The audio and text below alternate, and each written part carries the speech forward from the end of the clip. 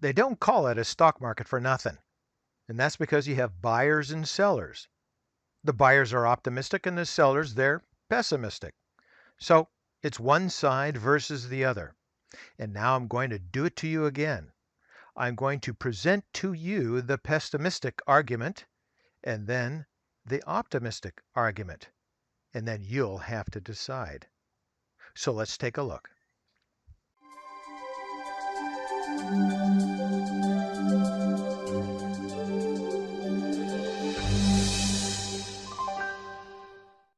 Signs of a stock market meltdown keep piling up, and now it's time to add a classic topping formation that has shown up in the charts according to Gluskin Sheff chief economist and strategist David Rosenberg. In a chart book sent out to clients, Rosenberg makes note of a double top that appears to be taking shape in the S&P 500. Such a formation can occur when there are two consecutive peaks in price and can signal a trend reversal is about to take place. According to Rosenberg, it's important because every topping process in the market for the past 5 decades featured a second high that was met with lower volume and breadth than the first test. And according to Rosenberg, that is exactly what we see right now. As this chart shows, the S&P 500 volume has tapered off as the benchmark index made new highs at the end of August. This shows that traders are buying stocks with less conviction now than they were back in January. Additionally, stock market breadth, or the comparison of the number of stocks advancing versus those declining, is also waning and has Wall Street strategists concerns. So stocks may be in a drawn out bear market. Specifically, the percentage of stocks making new highs, the percentage of stocks above their 200-day moving average, the performance of equal weighted indices versus their market cap weighted sidekicks at both the broad index level and sector level are all showing signs of deteriorating breadth. And while a potential double top pattern with declining volume and breadth may not on its own be enough to derail the longest bull market in history, it's another check mark on the list things traders should be concerned about. So there is your pessimistic argument.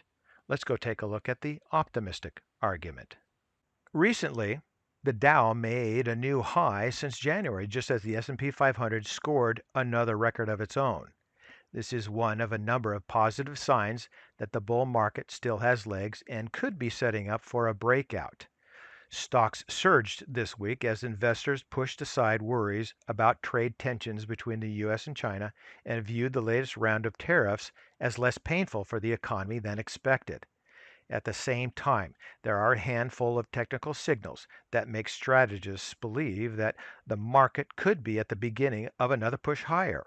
Of course, there are headwinds that could disrupt this move, including the potential for more escalation in the trade wars and rising interest rates. However, some strategists are also concerned about the divergence between the U.S. and emerging markets. But technicians do see a positive trend converging, even though September is usually the worst time for stocks, and October has not always been that much better. First, the Dow jumped above its January 26 high and was driven by strong moves in Boeing and Caterpillar. Yvonne, I'm sure you're paying attention to that. Now, these are two industrial stocks that had been held back by emerging market weakness and China trade fears.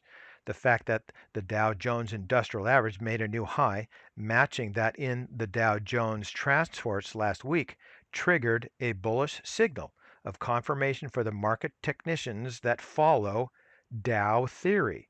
And we've talked about Dow theory before.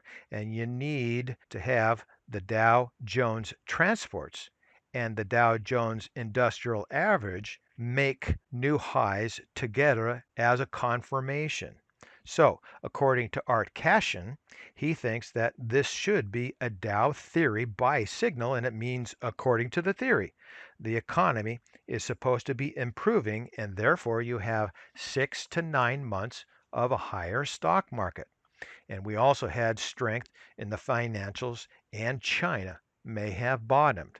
So, to my subscribers, do we have a double top or are we going to have a breakout? I'd love to hear your comments. So for today, that's ChewDog Charts. Thank you.